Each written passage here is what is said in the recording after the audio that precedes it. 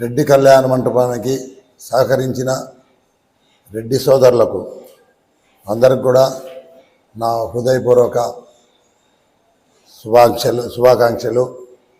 మరి ఈరోజు నిన్నటి రోజున ప్రెస్ మీట్ పెట్టి కొందరు వ్యక్తులు మరి కడప నుంచి ఆయన లెక్కల కొండారెడ్డి గారు వచ్చారు.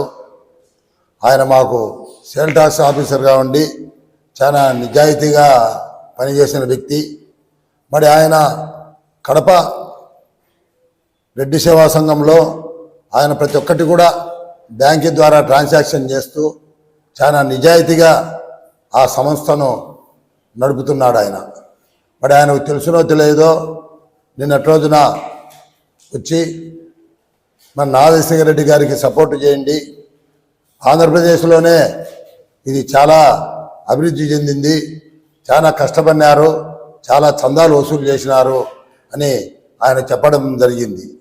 మరి ఆయనకి ఈ విషయాలు తెలుసునో లేదో, ఇక్కడ బ్యాంకీలో ట్రాన్సాక్షన్ అనేది లేకుండా మొత్తం దగ్గర 60% నగదు రూపంగా మొత్తము చేయడం జరిగింది. మరి ఈ రకంగా చేయడము పద్ధతి ప్రకారము లెక్కలు కొండాడే వాళ్ళకు జవాబు చెప్పాలి.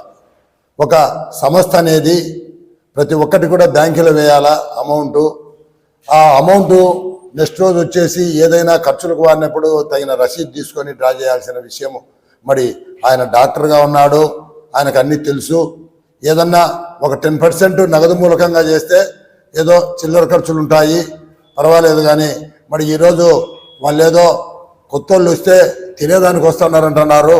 మరి మీ బ్యాంకీలో ఎంత అమౌంట్ మొత్తం వసూలైంది, రెడ్డ కళ్యాణ సభ్యులు ఎంత డబ్బులు ఇచ్చినారు, మీరు బ్యాంకు ద్వారా బ్యాంకులో వేసి ఎంత ఖర్చు పెట్టారు, మరి మీరు నగదు మూలకంగా ఎంత ఖర్చు పెట్టారు అనే విషయం కూడా మీరు ఈరోజు తెలియజేయాలి.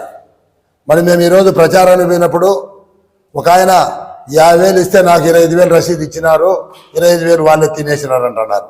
నాకు ఇంతవరకు ₹1,00,000 చందా ఇచ్చామో ఒక్కసారి కూడా పిలవడం కానీ నాకు విలువే లేదు అని కూడా చెప్పడం జరిగింది.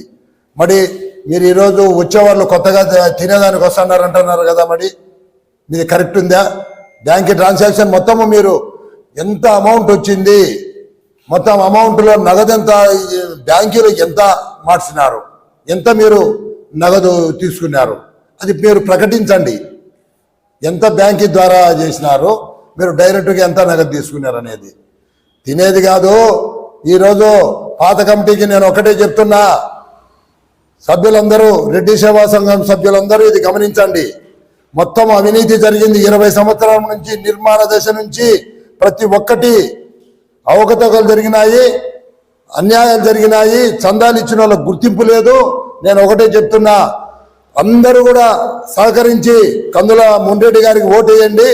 మేము పై లెవెల్లో కలెక్టర్ గారికి కానీ ఎస్పీ గారికి కానీ చెప్పి దీని మీద ఒక విజిలెన్స్ కమిటీ వేసి మొత్తం అందరి మీద ఎందుకు గాను మీరు నగదు డ్రా చేసినారు టోటల్గా దీని మీద ఒక కమిటీ వేసి ప్రతి ఒక్క సభ్యుని ఆవేదన కూడా మేము తీరుస్తాం.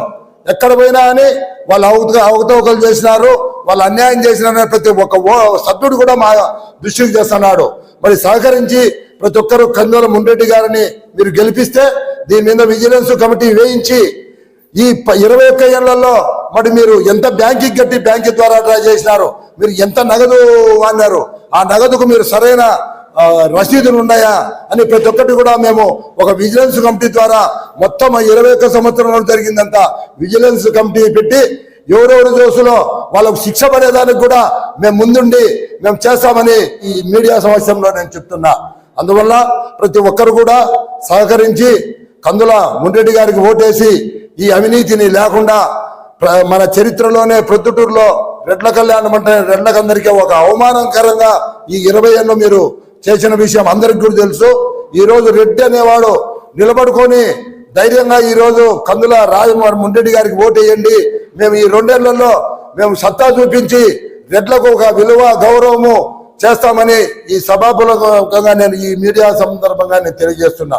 మేముండి మున్రెడ్డిని నడిపిస్తామని తెలియజేస్తూ ప్రతి ఒక్క సభ్యుడు కూడా ఖచ్చితంగా కందుల మున్రెడ్డికి ఓటేసి మీరు గెలిపించి మీకు అందరికి కూడా నేను ప్రార్థన చేస్తున్నా. అందరూ కలిసి బీరావ గుర్తుకు ఖచ్చితంగా ఓటేసి అమూల్యమైన మీ ఓటును వేసి భారీ మేయాటితో గెలిపిస్తే ఖచ్చితంగా మీకందరికీ న్యాయం చేస్తాము మేమంతా ముందుండి అని కూడా మేము తెలియజేస్తున్నాం. నా పేరు అంబడి కృష్ణారెడ్డి. నేను గతంలో క్యాబినెట్ మినిస్టర్గా 2 years చేసిన, నిజాయితీగా పనిచేసిన, నేను ఎక్కడ కూడా ఒక ఆరోపణ లేకుండా నిజాయితీగా నేను పనిచేసిన వ్యక్తిని. అందువల్ల మేము ముందుండి ఈ అవినీతి అంతా గడ్డకు తీసి మొత్తం ఒక రెడ్లకు విలువ తెస్తామని ఈ మీడియా సందర్భంగా తెలియజేస్తున్నా.